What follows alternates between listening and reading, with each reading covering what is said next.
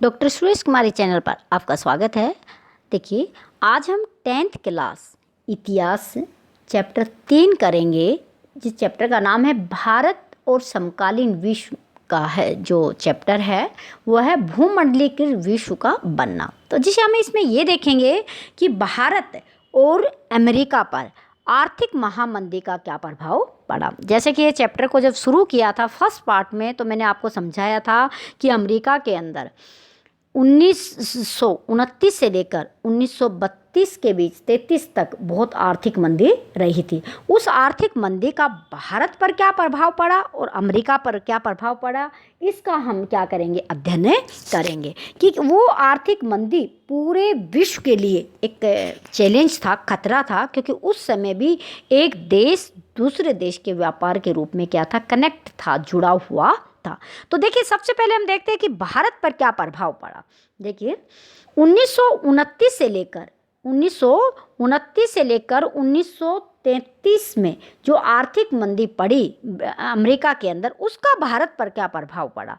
पहला प्रभाव व्यापार पर पड़ा। देखिए, व्यापार में क्या हुआ कि महामंदी के कारण 1928 से लेकर 1934 के बीच देश में आयात और निर्यात दोनों ही क्या हो गए, आधे हो गए। यानी कि जितना पहले हुआ करता था उसमें आयात और निर्यात क्या हो गया, 50% हो गया। तो यहाँ पे आयात निर्यात में क्या आ गई, कमी आ गई। वो दूसरी बात जो नुकसान हुआ, कीमतों में कमी। अब देखिए, जब अंतर्राष्ट्रीय बाजार में कीमतें गिरने लग जाती है, कम हो जाती है, तो भारत में भी खाद्यान्नों की कीमत, यानी खाने के योग्य जो पदार्थ थे, अन्न वगैरह थे, उनकी कीमतें क्या हो गई, गिर गई। तो भारत में गेहूं की कीमत 50% कम हो गई। इससे किसानों को बहुत ज़्यादा क्या हुआ, नुकसान हुआ, और भारत को भी क्या हुआ, नुकसान हुआ। किसानों एवं काश्तकारों की तबाही हो गई। अब देखिए, इस महामंदी में सबसे ज़्यादा नुकसान हुआ तो वो किसका हुआ कि गांवों में रहने वाले किसान और काश्तकारों का हुआ। उनको सबसे ज़्यादा नुकसान हुआ, जिसमें कृषि के जितने भी उत्पादन थे उनकी कीमत बहुत नीचे गिर गई। सरकार ने लगान वसूल करने में छूट देने से साफ मना कर दिया कि जो भी लगान देना है उसमें कोई आपको कंसेशन नहीं दिया जाएगा, वो तो आपको अदा करना पड़ेगा, और उनका जो मूल्य हैं वो वैसे ही कम हो गए हैं। सबसे बुरी बात उन पर हुई कि काश्तकारों पर पड़ी जो विश्व बाजार के लिए क्या कर रहे थे, किसी चीज़ का उत्पादन कर रहे थे। तो काश्तकार और किसानों का लगान माफ़ नहीं किया, इनका चीज़ थी वो बिकी नहीं, तो एकदम से सारी चीज़ों का मूल्य एकदम से क्या हो गया, बहुत ही कम हो गया। नेक्स्ट, ऋण का बढ़ता बोझ। अब देखिए, जिनके ऊपर ऋण ले रखा था, भारतीय जो काश्तकार थे, जो किसान थे, उनको अपने खर्चे पूरे करने के लिए बड़े बड़े महाजनों से, साहूकारों से उन्होंने ऋण ले रखा था।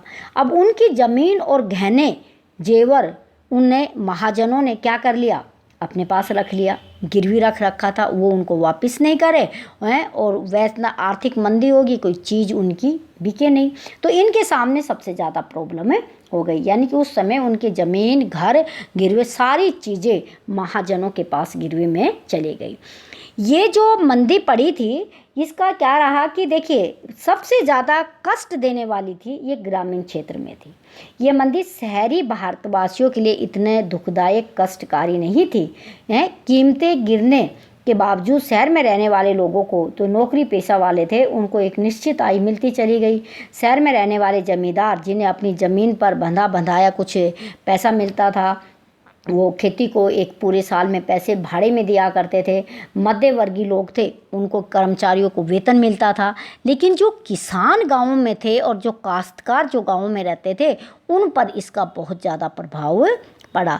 तो भारत में जो आर्थिक मंदी जब अमेरिका में आई, तो भारत के किसान और काश्तकारों की कमर इसमें क्या हो गई, टूट गई। उनके मूल्य, हर चीज़ के मूल्य गिर गए, और ग्रामीण क्षेत्र में रहने वाले लोगों पर बुरा प्रभाव पड़ा। अब हम देखते हैं कि अमेरिका पर उसके क्या प्रभाव पड़े। जो आर्थिक मंदी आई थी अमेरिका में, उसके अमेरिका पर भी बहुत बुरे प्रभाव पड़े। सबसे पहले देखिए, वहाँ के बैंकों की दशा बहुत खराब हो गई थी। इस आर्थिक मंदी ने 1929 से लेकर 1933 तक मंदी की, जब वो आशंका में सारी चीज़ों की कीमत में क्या हो गई, कमी हो गई। अमेरिकी बैंकों ने जो घरेलू ऋण देना क्या कर दिया, बंद कर दिया, और जो ऋण उन्होंने लोगों को दे रखा था उनकी वसूली क्या कर दी, उन्होंने तेजी कर दी। बहुत सारे बैंक उस समय क्या हो गए थे, बंद हो गए थे। जो किसान थे उनकी दशा भी खराब हो गई किसानों की। किसानों के साथ क्या हुआ कि किसान उपज जो थी उसको बेच नहीं पा रहे थे, परिवार उनके तबाह हो गए, व्यवसाय उनके सारे क्या हो गए, टफ हो गए। और उसमें क्या हुआ कि आमदनी में लोगों की क्या हो गई, गिरावट आ गई। तो अमेरिका में बहुत सारे परिवार ऐसे थे जिन्होंने बैंक से पैसा ले रखा था और वो चुका नहीं पाए।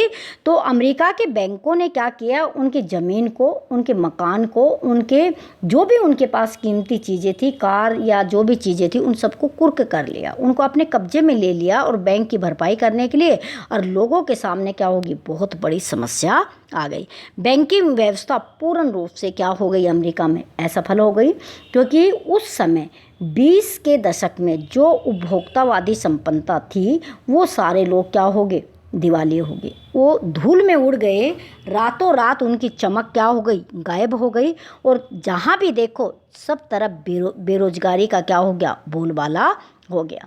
अमेरिका में बहुत से लोग, जब बैंकिंग व्यवस्था असफल हो गई तो लोगों को किसी भी तरह का ऋण नहीं मिला। तो उस समय क्या हुआ था, 1933 तक कम से कम 4000 से अधिक बैंक बंद हो चुके थे। 1929 से और 32 के बीच में 1,10,000 कंपनियां क्या हो गई थी, समाप्त हो गई थी। बैंक उनके पूर्ण रूप से दिवालिये हो चुके थे, क्योंकि बैंकिंग व्यवस्था ऐसी चरमराई कि निवेश से अपेक्षित लाभ नहीं मिल रहा था। वसूल करने के लिए जमाकर्ताओं की पूंजी वो लौटा नहीं पा रहे थे। इस तरह की बैंकों की हवाले होगी तो उनको दिवालिया घोषित कर दिया गया था। बहुत सारी कंपनियां बंद हो गई तो बेरोज़गारी बढ़ गई, क्योंकि जब कंपनियां बंद हो गई, बैंक बंद हो रहे हैं, कोई काम नहीं हो रहा है, तो वहाँ पर अमेरिका में बहुत ज़बरदस्त बेरोज़गारी का क्या हो गया, बोलबाला हो गया। उपभोक्ता संपन्नता धूमिल हो गई। अब देखिए, कुछ लोगों के पास पैसा ज़्यादा था तो समाज में वो एक अलग सितारे की तरह चमकते थे, यानी कि उपभोक्तावादी संपन्नता जो थी, जो दिखाई देती थी, वो रातों रात धूल के गुबार की तरह गायब हो गई।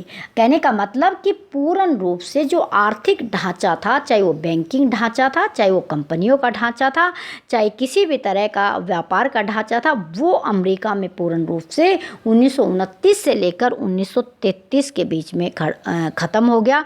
उसके बाद अमेरिका को उठने में बहुत ज़्यादा क्या लगा था, समय लगा था। तो इसलिए हम कहते हैं कि देखिए, जब भी कोई देश ग्लोबलाइजेशन में होता है, एक विश्व कुटुंब की भावना से काम करता है, तो एक देश में जब आर्थिक मंदी आती है तो उसका प्रभाव सिर्फ उसी देश पर नहीं पड़ता।